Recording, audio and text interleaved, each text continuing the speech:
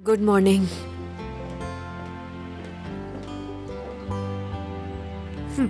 आ जाए। देखो तो कितना सारा मंगा लिया है।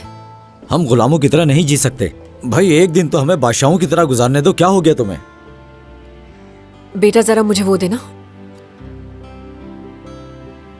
मैं तुम्हें बताता हूं, हकीकत में जिंदगी यही है, जो दिल करे आप करें। हमसे बेहतर हैं ये लोग।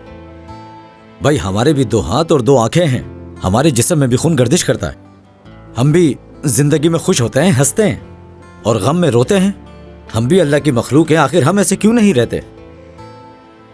क्योंकि हकीकत में हम इसके मुस्तहिक नहीं हैं भाई, क्योंकि हमने ये सब मेहनत करके नहीं कमाया।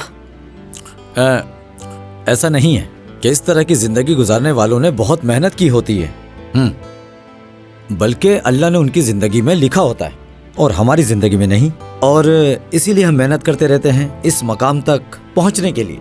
आएगा एक दिन हमारा भी। मेरे ख्याल से आपको अपना नाश्ता एंजॉय करना चाहिए।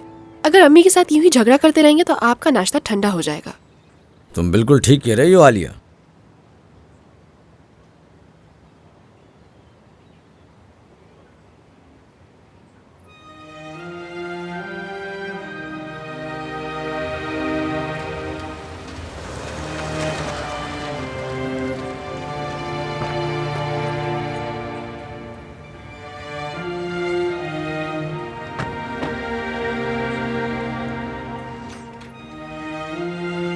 खुशामदीद।